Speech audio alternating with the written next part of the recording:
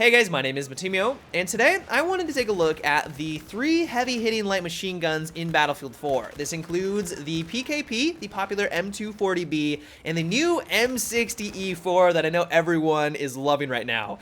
These are actually classified as general-purpose machine guns, but you guys should all know them as the hardest-hitting light machine guns or support guns in the game. Like, they are fantastic. But one of the things that you probably have realized is that they're all very similar, and it can be very challenging to know why you would want to use one over the other. And so that is exactly why I'm making today's video, because before I looked into it and used all of them, I couldn't understand why you would want to use one over in certain types of combat scenarios. And so hopefully I will be able to explain the benefits of each of them, why you would want to use them in certain combat scenarios, and just get a better understanding of all these 3 very popular and powerful weapons. And so to start things off, all 3 weapons are going to hit extremely hard. They're going to hit for 34 damage a shot up close, and then it's going to drop off to 25 damage a shot at long range. And what this means for you is that it's only going to require 3 to 4 bullets to take out your targets at all distances. These weapons are extremely consistent, and so if you were in a firefight with someone and you're not exactly sure if you're going to be able to kill them in 3 bullets, as long as you get 4 shots into your enemy, it doesn't matter how far away they are from you, as long as you're hitting them in the chest, you're going to drop them in 4 bullets, and that is easily one of the most appealing aspects of all 3 of these weapons. But where we start to see some deviation between 3 guns is when we take a look at their rounds per minute. The M60-E4 has the slowest RPM, clocking in at 570. The PKP comes in at second at 600, and the M240B has a solid 650 RPM. Not a huge difference between all 3, but technically, if you are up close and personal, the M240B is going to have the fastest time to kill. So if you are in those sticky panic situations where you're around the corner and there are a bunch of enemies, the M240B is technically going to be able to take out your targets faster as long as you're able to line up all of your shots. That being said though, all this power of the M240B does come with some drawbacks, and that mainly comes in the form of its very high recoil numbers. It's got the highest recoil out of all 3 of these weapons. It's got a vertical of 0.6, and a left kick of 0.5, and a right of 0.5. And so when you're using the M240B and you hold down the trigger, it is going to bounce all over the place. Like, you basically need to tap fire. If you hold down the trigger for more than a couple of seconds and the enemy is medium to long range, your bullets aren't going to hit. Like, this weapon is going to bounce all over the place.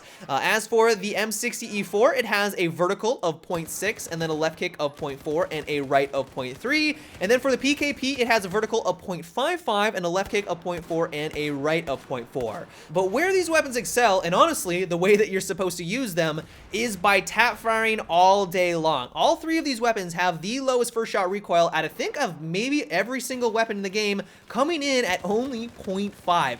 That is very, very low. And so if you were trying to take someone out at medium to long range, while if you hold down the trigger, these things kick all over the place, when you tap fire, you're not dealing with a whole lot of recoil. And so basically, going for those targets, as long as you tap fire, these things have laser beam-like accuracy. And if you want to get the most out of these light machine guns, that's the way you're supposed to use them.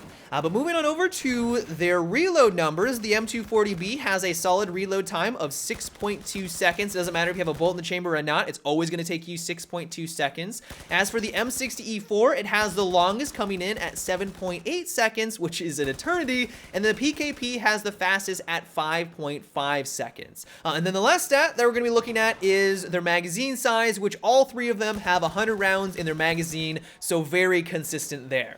So now that we have all the stats out of the way, what do they mean, and how is this going to impact your gameplay, and why would you want to use one gun over the other?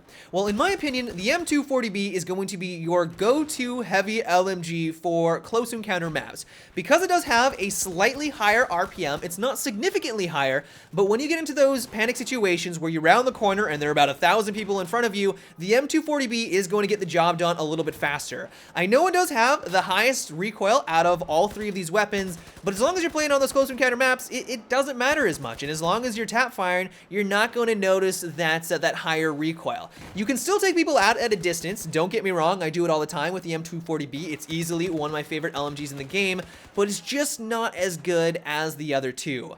On the other hand, the M60-E4 is going to be your go-to long-range killing machine. Because it does have a slower RPM and it has a much more manageable recoil, I find that this weapon is laser beam-like accurate when you're trying to take out your targets at medium to long range. You probably don't want to go for people that are a mile off. This is not a bolt-action rifle or a designated marksman rifle, and you should probably leave those targets for people that are using the appropriate weapon. But if you are at medium to long range, this weapon is just extremely satisfying to use. It does have some drawbacks. It does have a long reload time. 7.8 seconds is very long even for a light machine gun, but because you have 100 rounds in your magazine and you only have a very slow RPM of 570, I find that you don't reload all that often, and if you do need to go through that reload animation, you're probably in a safe spot, and so that extra couple of seconds isn't going to be much of a difference.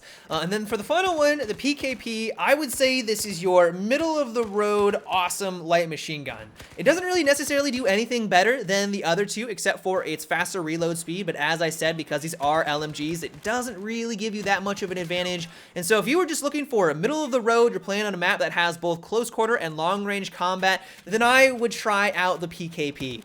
So if this is all sounding amazing, which it should because these weapons are fantastic, I do have a couple of customization recommendations that will improve them slightly. The first and second slot is mainly just going to come down to personal preference. I like to use the red dot sights, but I was also out having a lot of fun using the ACOG scope on the M60-E4. You basically only have to tap fire. If you hold down the trigger, you're probably not going to even know where your enemy is after a couple of seconds. But if you tap fire with the M60-E4 and you're using the ACOG scope, it is amazing at long range. It is a lot of fun. So if you want to try out going for more of a sniper role, then I would try out the higher optics for that weapon. The barrel attachments is where we see a couple more options open up to us. I was mainly gravitating towards the compensator to reduce that horizontal recoil because all three have an absurd amount of it. I would highly recommend using it on the M240B and the PKP.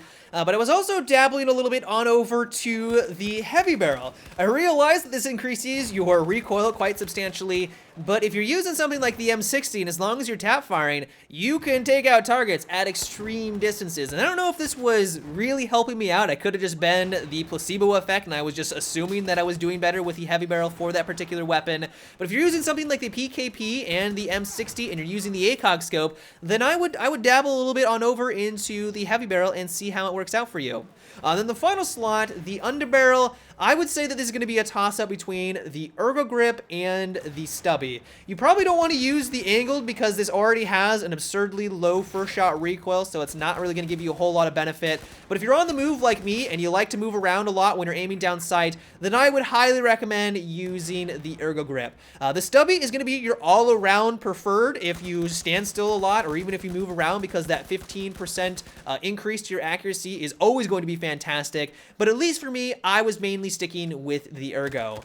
But overall, I would not say that one is necessarily better than the rest. They all perform better in certain types of combat scenarios. So the M240B I would use for your close encounter combat scenarios. The PKP is your average middle of the road. And then the M60-E4, while it still does well up close as long as you're accurate, is going to be better at medium to long range. But that's about it for today's review of these heavy-hitting light machine guns. I hope you guys enjoyed. Let me know what you think of all three. Which one is your favorite? Give me your reasons why down below in the comment section.